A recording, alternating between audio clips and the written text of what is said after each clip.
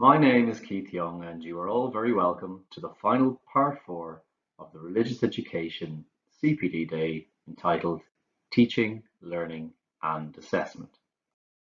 The learning intentions that we will explore today in this session are to recognize how we can support the incremental development of student learning in the religious education classroom, and also to identify features of effective questioning in the religious education classroom. Next, we are going to focus on one learning outcome 2.1 through the medium of art that we could engage with over the 3 years, not just simply during third year and the CBA2.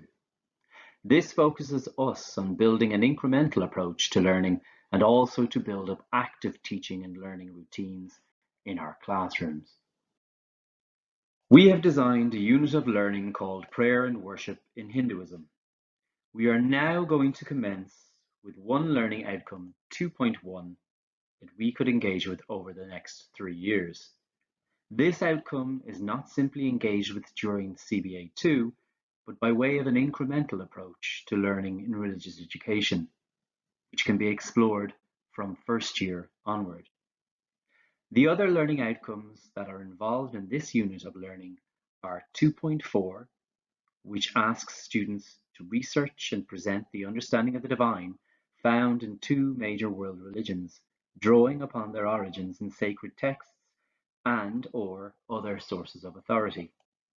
1.5, to explore the presence of religious themes in contemporary culture through an examination of art, music, literature, or film. 1.6, to examine and appreciate how people give expression to religious belief in religious rituals, in formal places of worship, and other sacred spaces. 1.8, to describe the role of prayer in the lives of people of faith. And finally, 1.9, explaining what was involved in the development of a particular sacred text within a major world religion, and considering its continued significance for the lives of believers. For this unit, we chose to look at Hinduism, and in particular the Hindu god Shiva. Shiva is one of the gods within the Trimurti, the three main forms of the divine in Hinduism, that also includes Brahma and Vishnu. For Hindus, the divine is actually one supreme being, Brahman, that is worshipped in many forms. In terms of classroom-based assessment 2, our incremental approach over 3 years focuses on 3 elements. In this session, we are going to focus on each of the elements. The element of inquiry is the first of our elements we shall engage with. This element focuses on stimulating students' curiosity and prompting their engagement in a topic or question. Through a process of inquiry, students engage with a range of stimulus materials to uncover ideas, facts, information, images, and perspectives related to a topic or question. We are focusing on artwork because it is one way of allowing students to inquire by engaging their curiosity. One way that can help students to engage with the elements and effective questioning is also building research skills incrementally. Over the next few slides, we are going to explore the fundamentals of a thinking routine for our students. What is it that we can do to help our students to become better thinkers? Good thinkers know how to think creatively, critically, and deeply. We want our students to reflect on a metacognitive level with what they are thinking about, that they gain a repertoire of skills from observing to analysing and questioning. So can we teach this? Research would suggest that we can. On this slide, we will now examine a contemporary piece of art representing the Hindu god, Shiva Naharaja. In part 1, we focused on a particular learning outcome to make our way to CBA1 using learning outcome 2.1 linked to 2.4 and the artistic domain. The learning intention here is to understand the essential attributes of the Hindu god Shiva. Nataraja is Sanskrit for Lord of the Dance, the Hindu god Shiva in his form as the cosmic dancer. See, Think, Wonder is a useful classroom strategy that consists of 3 questions. Question 1 asks, what do you see? Question 2 asks, what do you think about that? Question 3 asks, what does it make you wonder?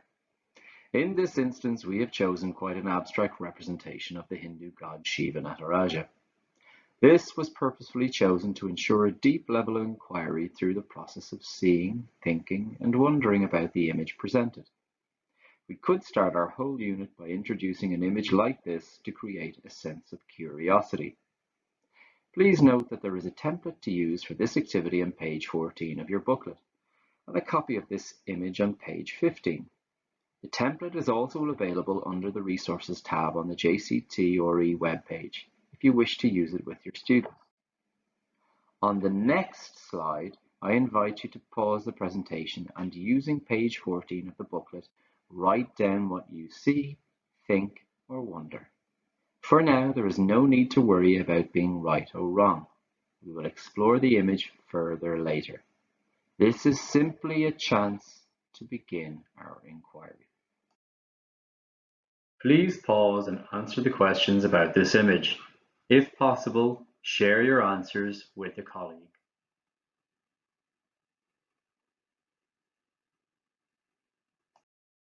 The next element we will focus on from the religious education specification is the element of exploration. In terms of one of our elements of inquiry and exploration, we are attempting to stimulate our students' curiosity and engagement by going a little deeper and asking penetrative questions about the representation or image of, in this case, Shiva Nataraja. This element of exploration focuses on examining a topic or question in detail, questioning, probing, discussing, listening, imagining, interpreting, and drawing conclusions for a purpose of discovery. It also focuses on encouraging dialogue and appreciation of the diversity of interpretations and responses that may exist. We will now further explore the image of Shiva by focusing on some of the symbolism in it. You may or may not have identified some of these things if you did the see, think, wonder, thinking routine. You might like to pause the presentation here and pick 3 of these questions to either individually or with colleagues attempt to answer them. You can use the space on page 15 of your booklet to record your answers. So, the following representation of Shiva Nataraja was examined through the element of exploration, allowing you to thoroughly engage and question the items or symbolism that was evident in the image. Through the element of exploration, you could ask students to examine Shiva Nataraja as a piece of art and attempt to understand its deep symbolism. This may be a piece of individual work that is carried out by the students individually or in groups. On this slide are some of the answers given from this exploration phase. We have already demonstrated different approaches to effective questioning in the religious education classroom through the inquiry and exploration activities. The following NCCA toolkit provides further insight into effective questioning, noting the importance of engaging with students to allow them to construct their own questions and prompt further exploration of a topic. Remember that as teachers, we have to model good questioning techniques, giving appropriate wait time and being mindful not to answer our own questions. So, effective questioning is designed to identify the present level of understanding, extend and deepen the learning, and inform planning. Effective questioning involves interest, challenge, or engagement, mobilizing existing understanding to create new understanding, focusing thinking on key concepts, extending and deepening learners' thinking, and finally promoting learners' thinking about the way they learn. For CBAs, we are focusing on the strategies rather than on the possible content. For CBAs, we need to be able to build up research skills, and a substantial part of this is questioning.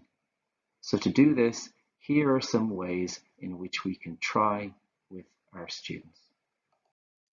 For example, the following statistics elucidate the importance of both effective questioning and ultimately adequate wait time to ensure further engagement by our students. This is also emphasised in the NCCA Toolkit number 2 on effective questioning. We should be cognizant that, as teachers, we don't intentionally leave insufficient wait time, but if this occurs, students may be less inclined to answer questions, or indeed, ask them. One clear focus that was given in the NCCA booklet is to provide space to allow our students to think. Hence why it is important to plan effective questions. So how can we do this in our classrooms? And what does effective questioning have to do with assessment? We will now explore the effective questioning inventory as a means for ourselves as teachers to be reflective and explore our own practice. Please read through the How Are We Doing traffic light inventory, pausing appropriately. I now invite you to pause the presentation and to complete the effective questioning inventory on page 18 of your booklet. So as we've engaged with the effective questioning inventory, we will now consider some learning approaches to try with our students. Definitive planning of questions prior to class by ourselves as teachers. A 5-second wait time as an allowance to students to construct their own answers. Hands up for questions, not answers in class. A question time. And finally, a question of the week. Bloom's taxonomy can also be used by teachers and indeed our students to create a spectrum of varying questions about a topic. Bloom's taxonomy could be used to create questions about an image like this contemporary picture of Shiva Nataraja. If as teachers we were to explore the varying categories utilized in Bloom's taxonomy, an example of the questions may be as follows. You will find an overview of Bloom's taxonomy on page 16 of your booklet. Having identified the process of asking effective questions and the benefits of doing so, we will now identify our third and final element, that of reflection and action. As stated in the NCCA Religious Education Specification 2019, page 10, this element focuses on students reflecting on what they have learned and on their own experience of and/or response to the topic. It encourages students to examine what they have learned in order to gain deeper insight and understanding. It also enables students to consider how the learning relates to their lives and/or the lives of others, thus prompting active and responsible citizenship. We are now going to reflect on our own planning of effective questions in our classroom, and remember that as teachers we have to model good questioning techniques and give appropriate wait time. To engage with the elements of reflection and action, we ask teachers on the cluster day to engage in a placement activity, to reflect on a religious artifact and create questions inspired by it. Firstly, teachers used pages 16 and 17 of the booklet to stimulate ideas for effective questions they could ask their students about their group's artifact. Then they also had a chance to discuss the kinds of questions they thought their students could come up with if they were invited to do a placement activity. While teachers at the cluster day had the chance to hold and closely examine the artifacts we provided, we have instead created a short video of them for you on the next slide. There is one from each of the 5 major world religions on the course. You can choose one to focus on and imagine what kind of creative questions you or your students might ask about it. If possible, share your answers with your colleagues. Alternatively, you might have religious artifacts that you could use for this activity. The following slide identifies some religious artifacts that may be considered when taking part in this activity.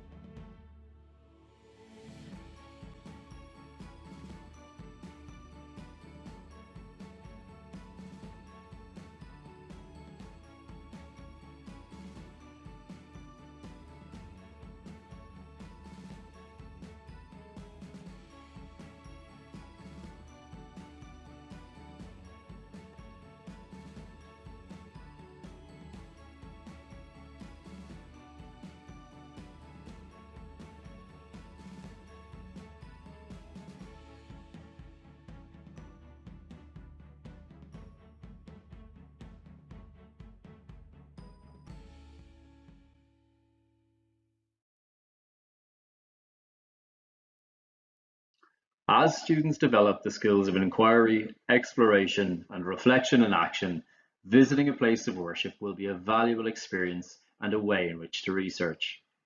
When it's not possible to do so in person, there are numerous online virtual tours to places of worship available, such as the Nastan Temple. A virtual tour to this Hindu temple in London would support learning associated with many learning outcomes. You can scan the QR code to take you there, or simply type its name into YouTube to find it. Including 3D in your search will bring you to a more interactive experience. Throughout this CPD, we have referred to different types of research in our religious education, including the use of sacred texts, still images, and religious artifacts. Our 2020 webinar, which is available online, explores research in the religious education classroom in more detail. You can also download a copy of our research poster from our website to share with your students. Reflection has been built into each part of this CPD. So for the final time, you might like to go to page 23 of your booklet to record your reflections. On behalf of the religious education team, I would like to thank you for engaging with this CPD. If you would like to access further supports, please access our website at jct.ie, follow us on Twitter, jct_re, or send in your queries by email to info@jct.ie. Please remember to take time to give us feedback on the CPD via the link on the website. Thank you.